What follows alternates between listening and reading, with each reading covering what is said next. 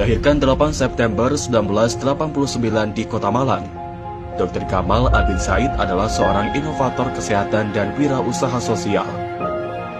Di masa kuliahnya, Dr. Gamal Albin Said telah meraih 12 penghargaan ilmiah dari berbagai universitas ternama di Indonesia.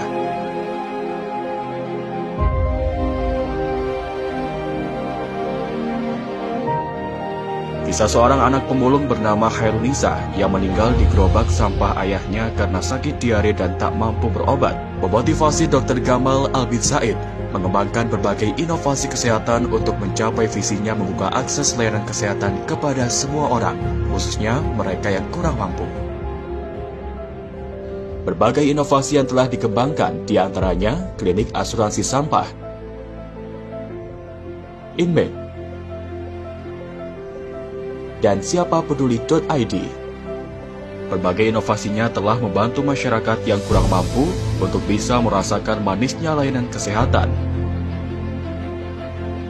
Dengan berbagai inovasi kesehatan yang telah dikembangkan, Dr. Gamal Albin Said menjadi pemuda pertama di dunia dan satu-satunya di Asia yang meraih penghargaan HRS The Prince of Wales Youth Sustainability Entrepreneur Award dari Kerajaan Inggris yang diserahkan langsung oleh Pangeran Charles. Tak hanya itu, lebih dari 50 penghargaan dan 12 diantaranya adalah penghargaan internasional dari Inggris, Jepang, Jerman,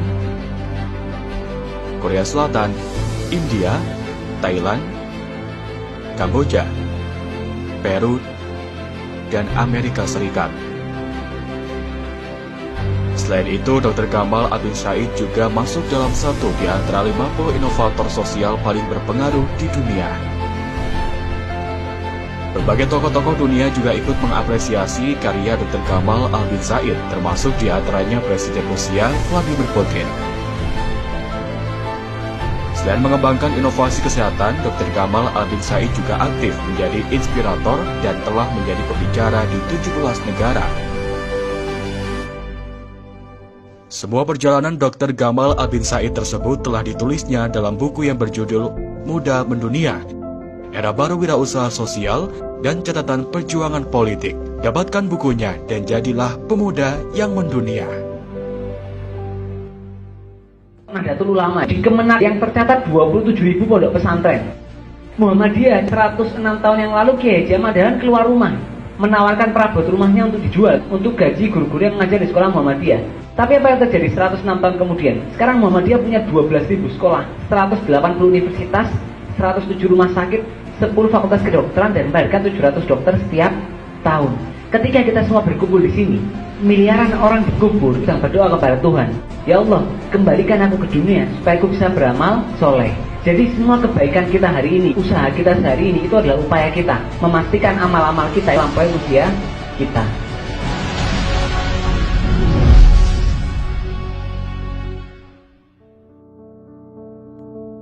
Dulu saya berpikir, kalau saya belajar keras saya jadi dokter.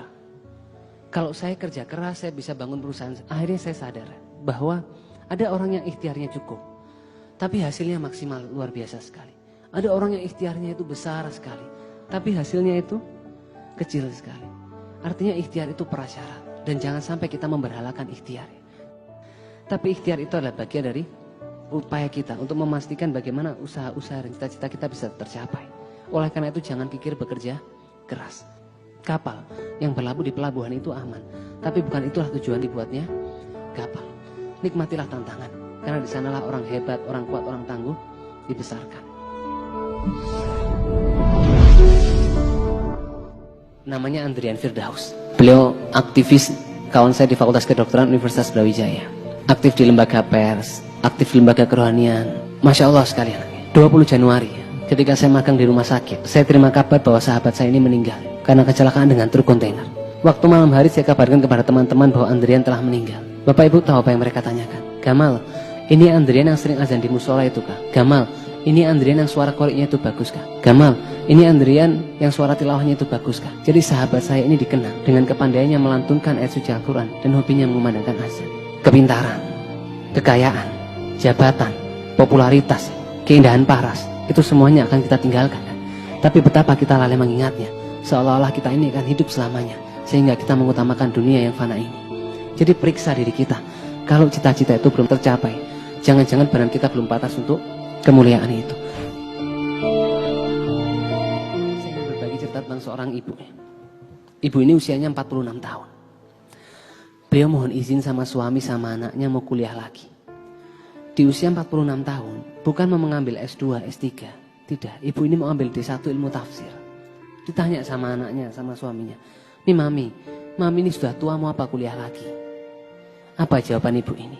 Beliau mengatakan, "Mami mau mengerti arti bacaan sholat dan mau menyelamatkan anak-anaknya dari api neraka." Setiap anaknya ini berangkat ujian, ibu ini tanya, "Nak, nanti kau ujian jam berapa?" "Waktu kau ujian, mami di atas sajadah." Waktu anaknya presentasi, ibu ini tanya, "Nak, nanti kau presentasi jam berapa?"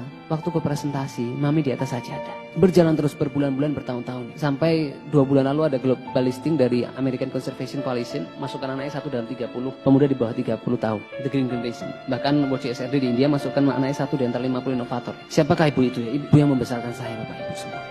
Dan saya yakin di ruangan ini kita menyaksikan orang tua kita melakukan pengorbanan yang sama. Saya kelas 3 SD, saya ingat ada tugas ngetik naskah drama. Di rumah itu tidak ada komputer, tidak ada laptop. Bapak saya itu bawa mesin ketik dari kantor keluarga kami. Ibu saya ngetik mulai malam sampai pagi. Saya diterima di SMP 3 Malang, itu nomor 7 dari bawah. SMP favorit di sana. Itu ayah ibu saya senang sampai syukuran nasi kuning waktu itu buat 1 RT. Bahkan satu momen yang banyak orang yang tahu. Bapak saya itu jual tanahnya supaya saya, anaknya yang namanya Gamal ini bisa kuliah di kedokteran. Bahkan satu momen yang mahal dalam kehidupan saya, yang saya berdoa semoga Allah kesempatan mengulangi momen-momen itu. Saya jam 4 pagi terima email dari Cambridge University. Saya masuk 1 dari 7 finalis penerima penghargaan kehormatan dari kerajaan Inggris.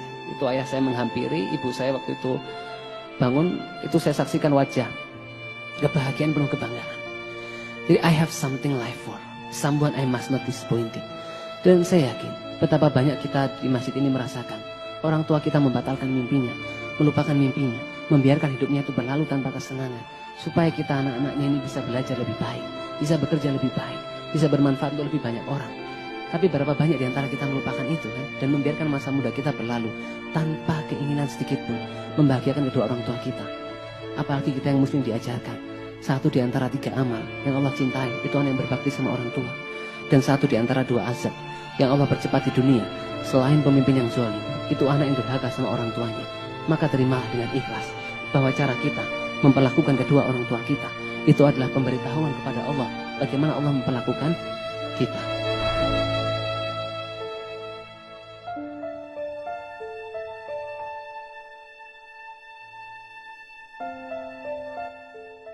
Kita harus menjaga hati kita. Istofti kolbak, mintalah fatwa pada hatimu. Hal-hal benar adalah apa yang membuat hati ini tenang, dan hal-hal salah adalah apa yang membuat hati ini gelisah.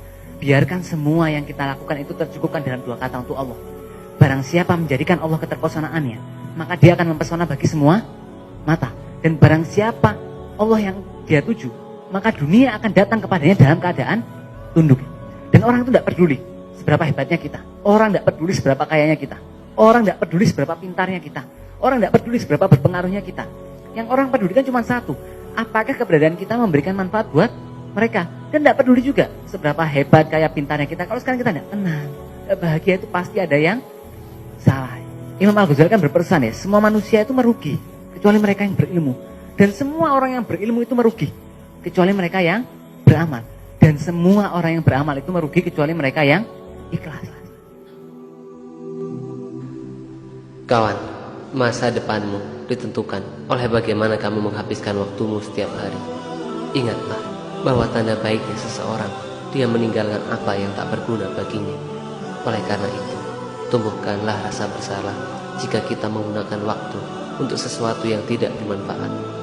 Bayangkanlah setiap hari adalah hari terakhirmu, maka engkau akan penuh hormat dengan waktu. Teruslah bergerak, teruslah bergerak, teruslah bergerak, dan engkau akan menjadi pusara yang menarik kebaikan-kebaikan datang kepadamu. Banyak pekerjaan tidak akan berhasil di tangan orang-orang pintar, tapi ia akan berhasil di tangan para pekerja keras. Saya sering menemukan orang hebat yang gagal. Saya temukan banyak di antara mereka kikir bekerja keras dan tidak menyukai tantang. Wa malazatu illa ba'da ta'ab. Tidak ada kenikmatan kecuali sesudah kepayahan. Tidak ada keberhasilan di masa tua yang didapatkan dengan kesenangan di masa muda. Bukankah keberhasilan akan lebih manis dan menyenangkan tatkala diawali dengan perjuangan yang lebih keras? Mana yang kau pilih, kawan? Lahir dari keluarga kaya, hidup bermanja-manja, bersenang-senang, bermalas-malasan, atau lahir dari keluarga sederhana, bekerja keras dengan tangan dan kaki sendiri, lalu mencapai keberhasilan yang mengagumkan dan memesona. Jika kita sudah bekerja dengan penuh keikhlasan dan kerja keras, lalu apa ada lagi yang lebih berarti?